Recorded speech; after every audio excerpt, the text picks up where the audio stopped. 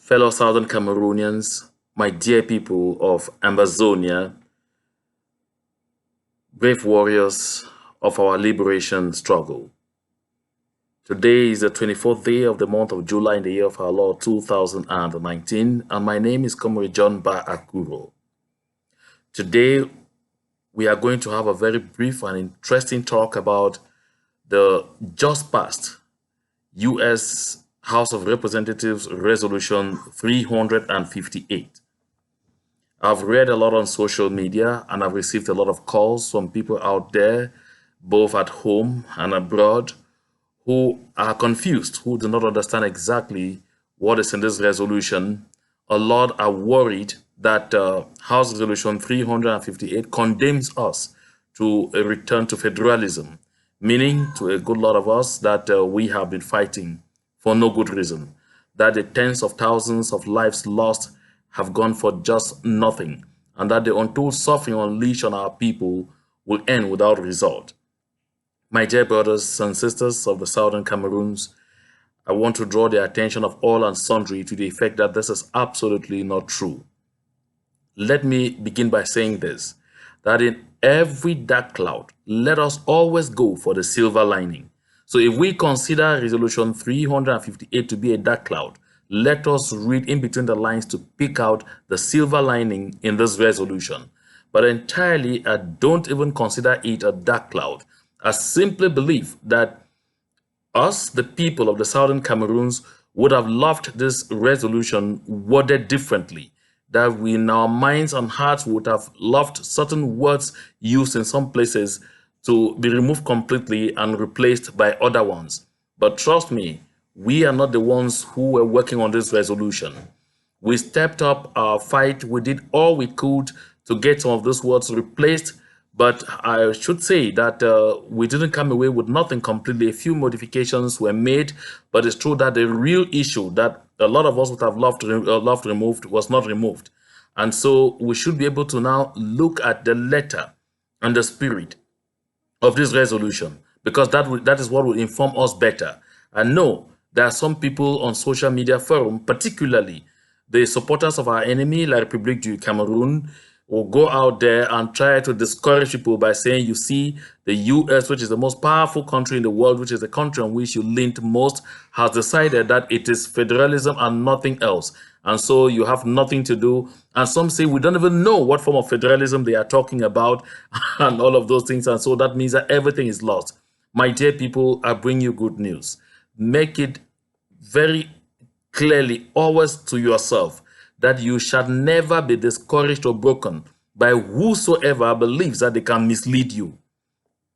Now, let us get into that resolution itself. And I want to open the eyes of all and sundry to just the second paragraph in the preamble of that House Resolution 358. It reads, whereas many Anglophone Cameroonians have long felt marginalized by official actions and policies of the government of Cameroon, including the abolishment of a federal form of government, which was the constitutional basis, listen well, which was the constitutional basis under which English-speaking Southern Cameroons, underline Southern Cameroons, entered into the Union, and replacing it with a unitary state dominated by the Francophone majority. My dear people, here lies the silver lining in what some people consider the dark cloud. You recall that when on the 26th of June, the Federal Ministry of Foreign Affairs of the government of Switzerland announced that they were going to mediate in the peace process, to mediate negotiations between La République du Cameroun and us. They didn't have the courage to call us by our names, to say who we were. They didn't want to recognize us as a people. They gave the impression that they were going to, stand in between for some kind of dialogue between the people of the Cameroons and the people of the Cameroons themselves, because they referred to us as the government and its opposition. They made it seem as an internal affair. That error has been so seriously corrected by this U.S. House resolution. It recognizes us as a people on our own. And what this statement does is it takes this matter into the domain of international affairs, because a people under international law have a right to self-determination. And this is absolutely important. And they say it was a constitutional basis, which means they go back at least to one of those items that constitute the root cause of the problem that we are facing today. The unfaithfulness of La République du Cameroun to stay by its engagement, to stay by agreement. They have clearly put it that this is where this trouble started. And effectively, that is where the trouble started.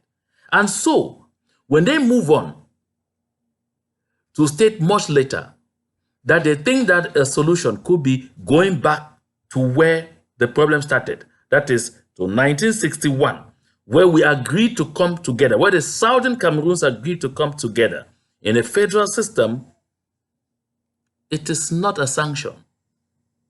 It is a suggestion. And remember, Representative Karen Bass, upon her return from the Cameroons, made clear that she is a believer in the right to self-determination. And she also said that the people of the Southern Cameroons, or the people of Cameroon, will have to determine their own future, will have to determine what they want. It will not be imposed on us by the United States of America. And you see, it doesn't just end there. Although they said a few things about separatists and others, but they make clear that this problem started because the government of La République du Cameroon went high-handed. And someone will come in to defend ourselves, whatever blah, blah, blah they really say there, it's not very important.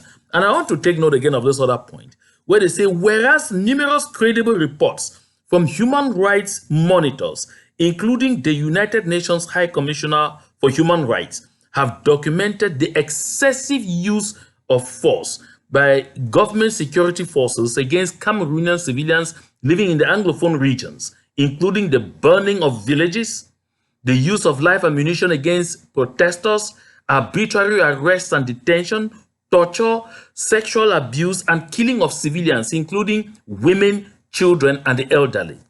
This is another very important and really strong point. When you notice that we went in on an agreement, as the second paragraph in the preamble states, and you point out that this is what we are going through in the hands of these people, and then they move on to make an absolute and important recommendation that initiate broad-based dialogue without preconditions and make a credible, full-faith effort to work with religious and community leaders in the Anglophone region to address grievances and seek non-violent solutions to resolve the constitutional reforms that would protect minorities, such as reconstituting a federal system. Now, this is a recommendation. But now take another aspect of this recommendation, which is important.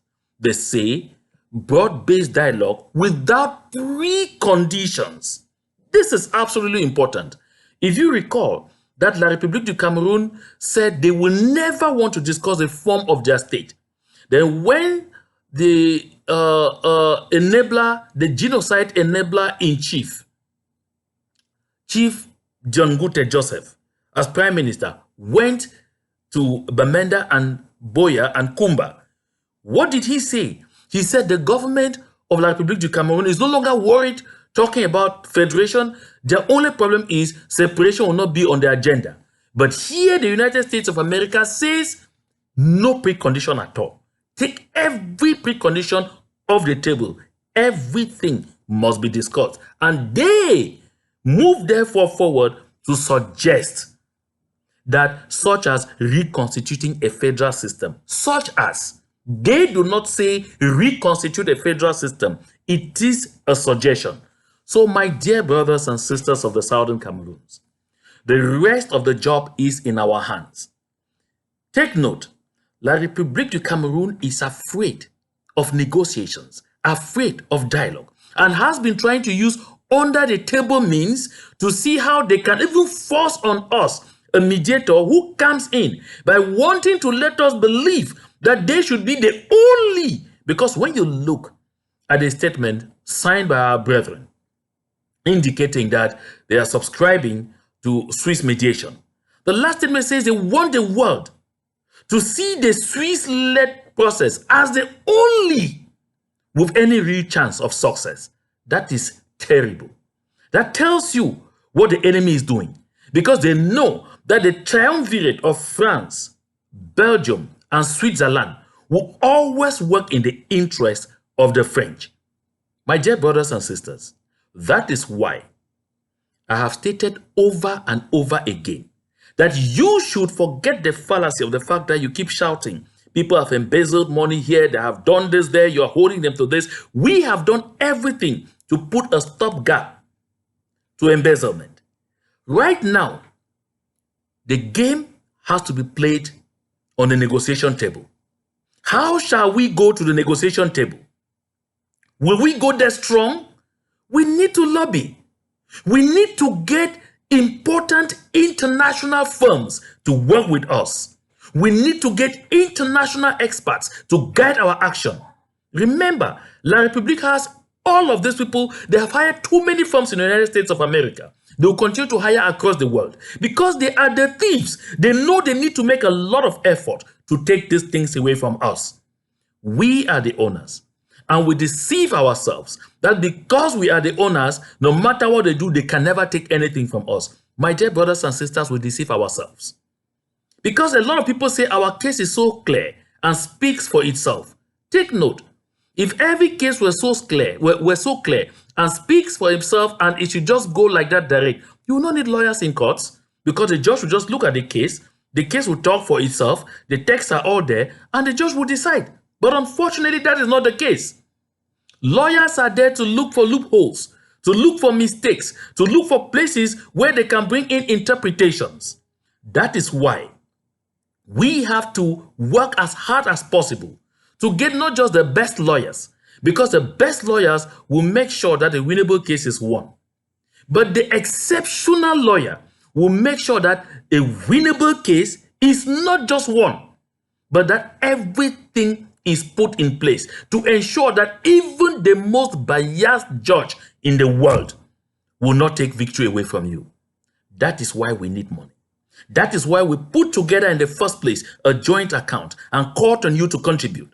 That is why I have told you over and over that at this stage of our liberation struggle, the whole aspirations and ambitions of the people of the Southern Cameroons can easily be bought and sold across the counter. This is the reason we need money, so much money.